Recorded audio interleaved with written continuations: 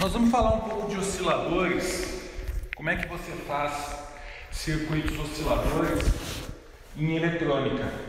Então, o jeito de começar um exemplo prático de um oscilador, se você pegar um inversor, um circuito digital inversor, que basicamente é um circuito que transforma um lógico em zero e zero lógico em um. Então esse circuito lógico, esse circuito digital, ele pode ser feito oscilar, pode ser que você consegue fazê-lo oscilar. Então lembrando, um lógico é 5, por exemplo, e zero lógico é 0 volts, 5 volts e 0 volts.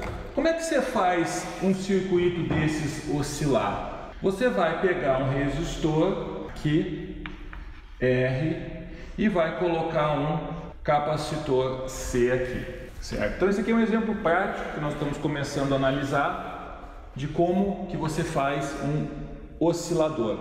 É óbvio que esse circuito digital ele está alimentado com 0,5 volts, seja ele TTL, seja CMOS, mas a gente não está mostrando aqui para facilitar. Então como é que funciona isso aqui? Vamos supor que quando você ligou esse circuito, você teve o cuidado de descarregar o capacitor, colocou os terminaizinhos dele em curto, então você naturalmente tem 0 volts aqui.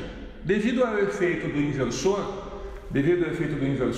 você vai ter aqui um lógico ou 5 volts. Aí o que vai acontecer? Como você tem 5 volts aqui e você tem essa malha RC aqui, ó, esse capacitor vai lentamente se carregar.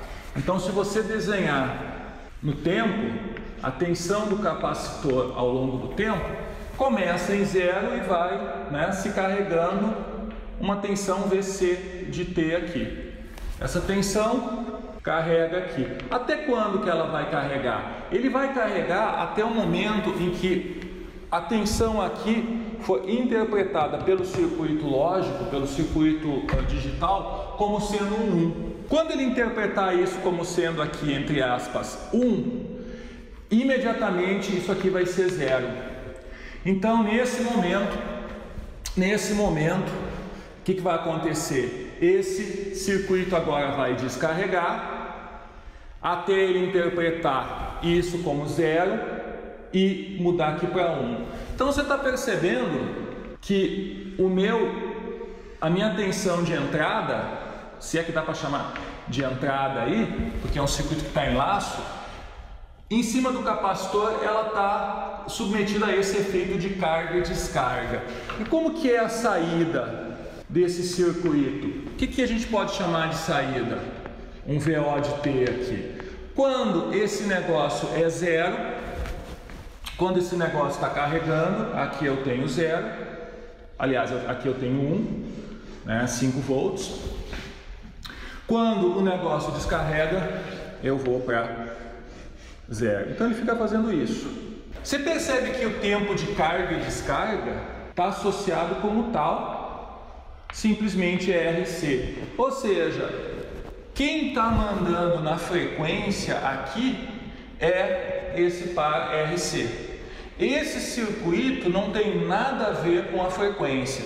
Em outras palavras, se você fizer isso aqui 10C, naturalmente vai demorar mais, vai demorar bem mais para o capacitor carregar e a frequência vai ser diferente. Agora a frequência vai ser essa cor de laranja. Então quem manda na frequência é o par RC. O que mais nós podemos falar sobre esse circuito? Esse circuito aí, é óbvio que quando eu tiver 0 volts aqui o coisa vai descarregar, mas ele vai ficar submetido a esse momento aí, esse ciclo de carga e descarga. Qual é a função desse circuito aqui? A função desse circuito aqui a gente pode entender intuitivamente fazendo o seguinte: de repente alguém pensa, vamos fazer o seguinte, vamos colocar outro inversor em série. Vamos colocar outro inversor em série aqui.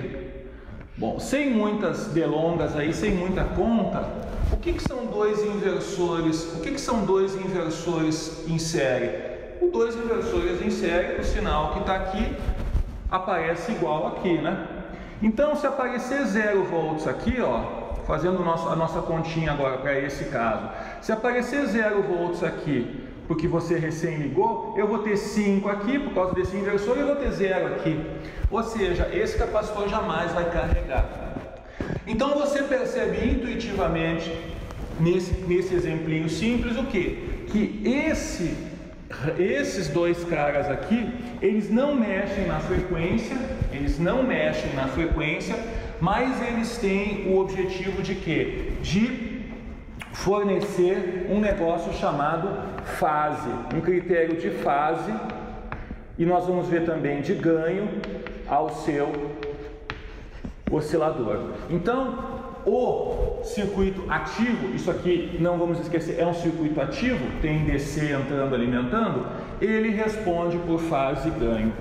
E o circuito, a parte passiva, no caso aqui esse RC, corresponde à frequência de oscilação. Numa primeira análise, esses caras não influenciam na frequência, certo? Eles não influenciam na frequência numa primeira análise.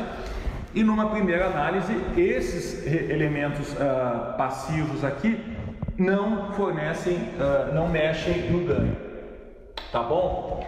Na prática, se você montasse esse circuito, só falando na prática, você poderia ver, eu vou exagerar aqui, que o seu circuito, ele não tem o duty cycle exatamente, vamos chamar isso aqui T-on e vamos chamar isso aqui T-off.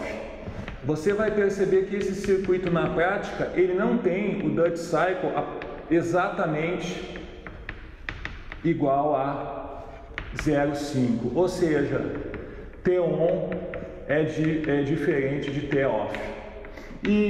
Ou seja, esses caras aqui não são simétricos. Como é que você faria um circuito oscilante desses, um osciladorzinho desses, com o duty cycle controlado e com o duty cycle... Como é que você faria esse circuito com o duty cycle controlado? E aqui a sua saída VO. Aqui você poderia eventualmente colocar um trim-pot, e você poderia colocar um trim-pot. Então você vê aí que os diodos, a carga se dá via esse cara aqui, certo? Esse cara que controla um dos ciclos, e a descarga se dá via esse R1 e R2. O R1 manda na carga e o R2 manda na descarga. O R1 trabalha aqui e o R2 trabalha aqui, ou seja, com isso você consegue estar fazendo um ajuste preciso do duty cycle. Mais uma coisinha, esse circuito, por que esse circuito, alguém vai perguntar, o duty cycle não é igual, se o período de carga e descarga é dado pelo RC? Porque a distância que você tem, isso aqui é coisa de eletrônica digital, mas eu só vou rapidinho explicar. Se você pegar 0,5, a distância que você tem da janela de VH e VL, ela não é simétrica. Como ela não é simétrica, ele atinge mais rápido uma das transições do que a outra. Entenderam? Esse é o motivo para que na lógica TTL e na lógica CMOS, essas janelas não são simétricas na decisão de 0 e 1 node, e graças a isso você tem o duty cycle, não é exatamente 0,5. Então, matematicamente, por que alguma coisa oscila? A gente tem que fazer uma junção aqui, uma ponte com sistemas de controle. Um oscilador é fundamentalmente um sistema instável, o que em controle os caras chamam de instabilidade, que é uma coisa ruim para controle. Você sempre quer mexer e deixar a sua planta estável, o mais estável possível.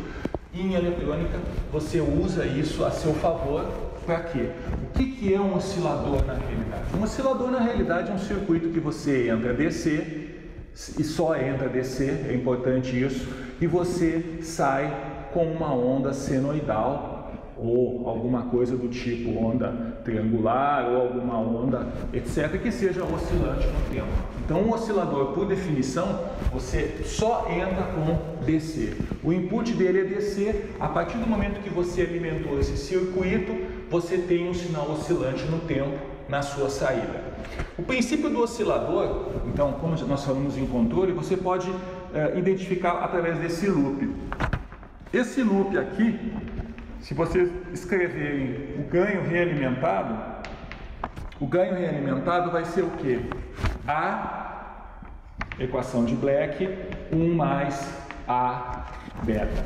Lembrando, A é o nosso amplificador e beta é a nossa rede aí passiva que implementa a realimentação. Pega um pouquinho da saída e joga na entrada, certo? Uma fração da saída e joga na entrada. O que acontece se nós pegarmos essa expressão aqui, ó, e fizermos AB igual menos 1? Se você fizer AB igual a menos 1, é óbvio que o seu ganho realimentado vai ser infinito, porque vai ficar 1 sobre 0. O que significa o ganho realimentado ser infinito? A princípio pode dar a impressão que esse sistema aqui vai explodir. Agora, lembrando o nosso exemplo do circuito, aquele circuitinho com o inversor, ele não explodiu. O que aconteceu no circuito com o inversor?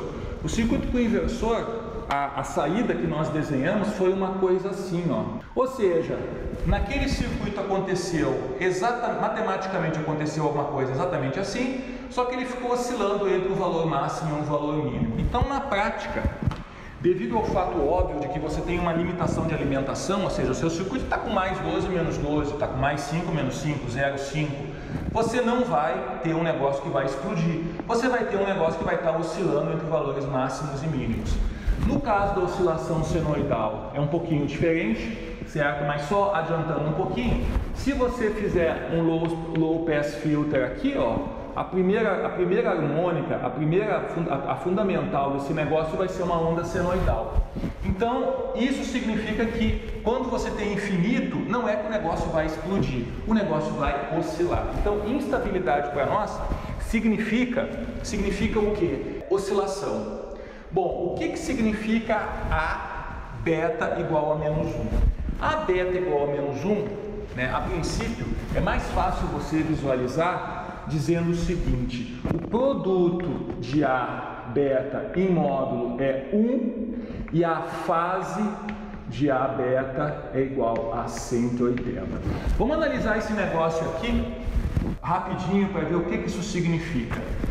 A beta é esse loop aqui, ó. Então, o que significa A beta, o módulo C1? Essa minha rede beta aqui, em geral, o que é? É uma rede passiva. São resistores, são capacitores, mas basicamente é uma rede passiva. Se essa rede é passiva, ele tem uma perda e um loss de, sei lá, 1 sobre 40.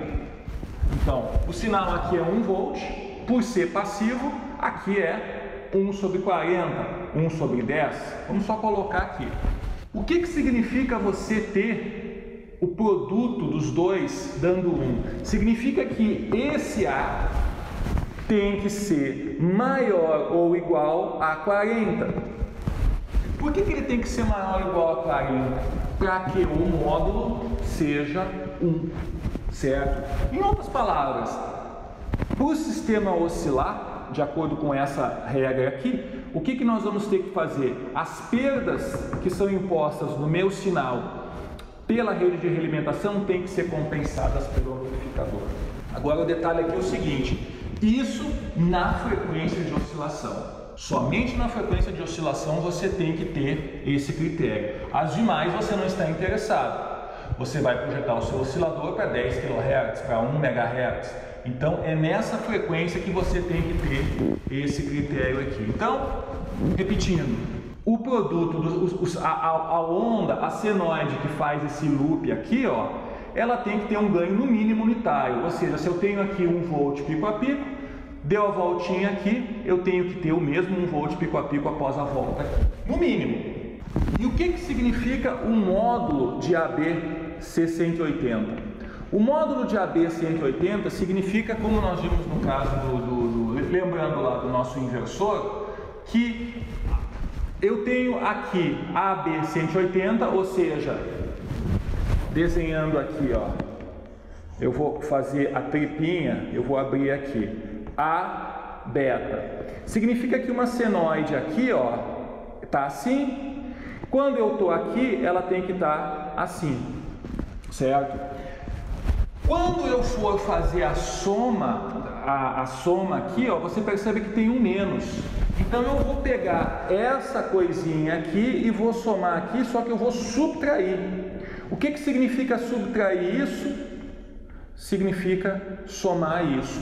Agora você percebe, o sinal tem 180 devido a isso, mas eu subtraio aqui, ó, eu vou estar somando duas ondas de mesma fase, ou seja, o sinal deu a volta, não perdeu amplitude e ainda está somando construtivamente. Esse é chamado o critério aí que a gente usa para o negócio oscilar, certo? O negócio oscila se você cumpre esses dois pré-requisitos. De novo, isso válido para a frequência que você quer estar oscilando. O seu sistema vai oscilar numa frequência que é aquela que você deseja. Bom, aí você diz o seguinte: a beta tem que ser 1. E se a beta, se o ganho de loop for 0,7, e se o ganho de loop for, sei lá, 1,5, e se o ganho de loop for 0,9, na prática isso significa o seguinte: esse aqui está muito próximo de oscilar, esse está mais longe de oscilar e esse aqui já está em condição de oscilar. Ou seja, quem que é mais instável aqui? Esse cara aqui. Esse aqui já está oscilando, mas esse aqui está no limite de oscilar. O que vai fazer ele oscilar? De repente aumentou a temperatura, o beta do transistor, o HFE do transistor aumentou e ele, pimba, começa a oscilar. Então, aumentou a temperatura, mudaram as condições do circuito, ele começa a oscilar. Isso está associado àqueles termos que em controle se usa, chamado margem de fase e margem de ganho.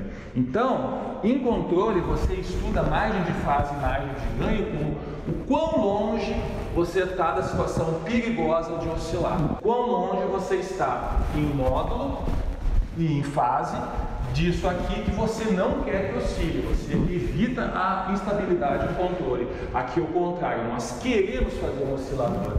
Então, se você vai fazer um negócio oscilar, você vai fazer o ganho a beta o mais alto possível, certo? A princípio, esse produto aí, se for muito alto, nós vamos ver depois, você vai estar numa situação dessas. Se você quiser uma onda senoidal, você provavelmente vai ter que baixar, né, a beta para próximo de 1. Mas a princípio é isso. Quanto mais próximo de 1 você tiver vindo por baixo, mais instável você está. São esses critérios que a gente usa em controle. Quanto mais longe, quanto maior que maior que 1 é o seu número, a beta, mais você vai ter essa situação na qual você vai estar oscilando. E de novo, isso só vale para a frequência onde você tem alfa, beta, a diferença de fase 180. Lembrando mais uma vez, no nosso circuitinho lá, o circuito RC era isso, né? O nosso circuitinho RC era o beta e o nosso inversor era o amplificador. Pode parecer que o amplificador como é que pode ser um inversor? O amplificador ele faz isso, né? O inversor ele faz um negócio assim, ó. Na verdade é 0 e 5, né?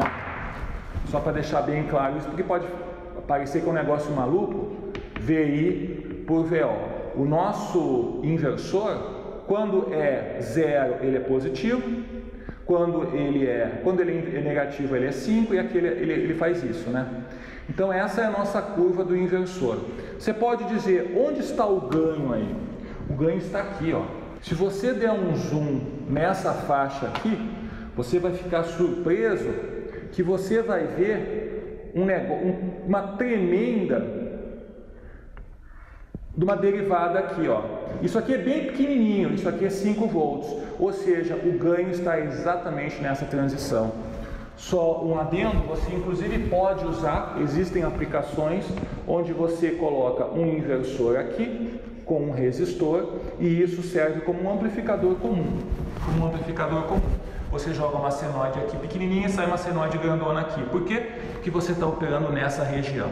Sinais muito pequenininhos aqui são bem amplificados na saída, certo? Então esse que é o conceito da amplificação matemática. Esse cara aqui controla a fase, controla a frequência, e esse cara aqui tem que fazer com que o sinal, ao dar a volta, tenha um ganho, né, pelo menos de 1. Então, como é que funciona o oscilador? Por que uma estrutura oscila na prática? Né? Por que eu tenho esse efeito? Nós vimos um exemplo de circuito, nós vimos